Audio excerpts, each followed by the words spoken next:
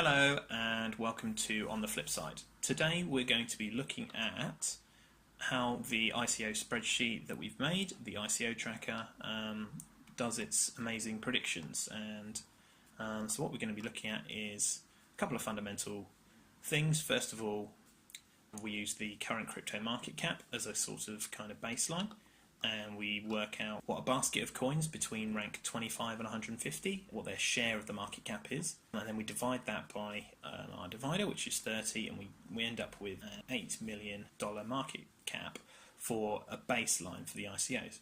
And then from that, we have a multiplier for each type. Okay, so if it's infrastructure, then 2.0, 3.0, 4.0, then it's going to have a different multiplier.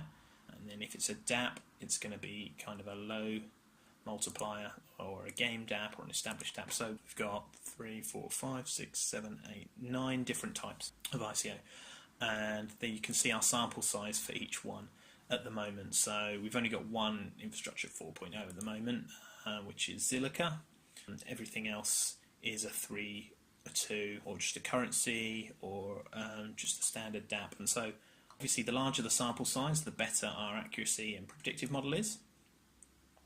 So what we do over here is we see what their average 6-month multiplier from our baseline is for those types of coins. So you can see the average for the infrastructure 3.0s is 51.7, and then we look at the average grade of those ICOs. We look at the average influence they have, and then we basically end up with a relative strength index for all these different types of ICOs. Now let's put that in percentage terms. Okay, so that means that's under-strength in that group. Okay, and because of that, what we then do is we take this average and then we increase it because it's 86%.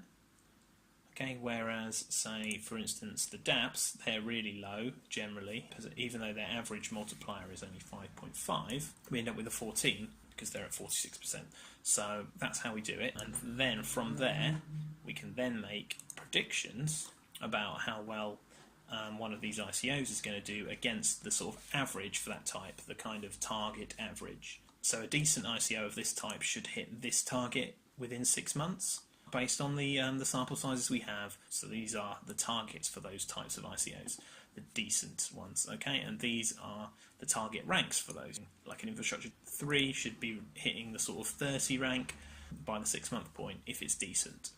Okay, and then within here we obviously balance that out. So if it's a high grade ICO, we're expecting it to do better than that, and if it's a low grade, then we're expecting it to do worse. So overall then we've got our targets in the L column here.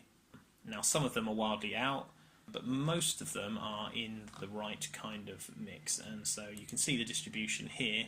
So you can see we've got quite a few outliers at the bottom here, but then generally speaking we've got kind of like a smooth kind of curve in the middle. So most of our ICOs are falling within this normal distribution, although there are a few significant outliers, and that problem becomes less pronounced when we go onto the moon list. So these are our 10x coins, these are our really strong coins. You can see that actually those outliers are much less likely, and actually we've got a much closer model to the predicted outcome.